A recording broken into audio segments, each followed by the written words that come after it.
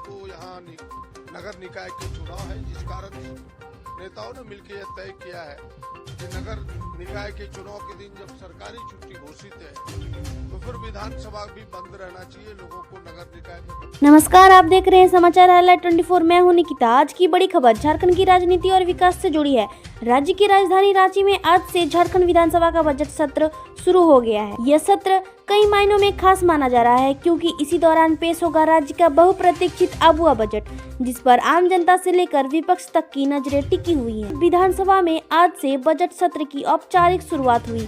सत्र के पहले दिन राज्यपाल के अभिभाषण के साथ कार्यवाही शुरू हुई, जिसमें सरकार की प्राथमिकताओं, योजनाओं और आगामी विकास रोडमैप की झलक देखने को मिली। यह बजट सत्र इसलिए भी अहम है क्योंकि इसमें राज्य सरकार अपना अगला वित्तीय खाका पेश करेगी, जिसे लोकप्रिय रूप से आबुआ बजट कहा जा रहा है। यह बजट राज्य की सामाजिक योजनाओं, युवाओं, किसानों, महिलाओं और बुनियादी ढांचे के लिए दिशा तय करे। सूत्रों के अनुसार सरकार इस बार बजट में रोजगार, शिक्षा, स्वास्थ्य और ग्रामीण विकास पर विशेष जोर देने की तैयारी में है।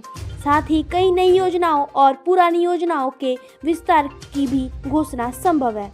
हेमंत सोरेन के नेतृत्व वाली सरकार के लिए यह बजट सत्र राजनीतिक और प्रशासनिक दोनों दृष्टि से महत्वपूर्ण माना जा रहा है।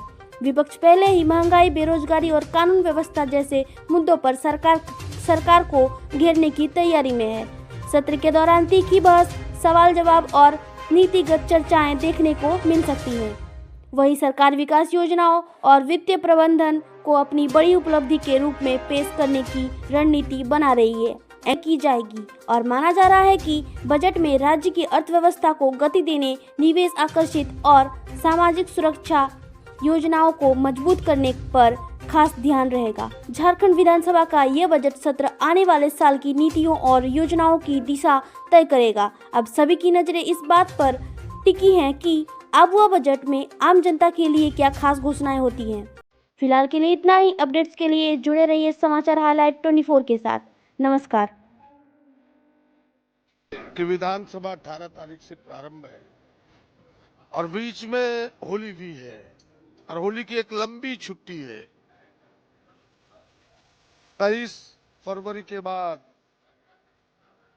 लगातार फिर कई लंबी छुट्टी उसमें हो सकता है। 25-26 तक होगा यहाँ बजट। और आपने देखा होगा कि वो उस्मान पूरक बजट भी आना है। अब अनुपूरक बजट 20 को आना था, 23 को वास्ता, 23 को यहाँ नगर निकाय के चुनाव है, जिस कारण नेताओं ने मिलकर यह तय किया है कि नगर निकाय के चुनाव के दिन जब सरकारी तो फिर विधानसभा भी बंद रहना चाहिए, लोगों को नगर निकाय में वोट भी डालने, कई विधायकों को, उनके परिवार को, उनके संबंधियों को। तो इसलिए वह जो 23 का बहस है उसे 21 तारीख छुट्टी के दिन जो शनिवार था उस दिन शिफ्ट किया गया है।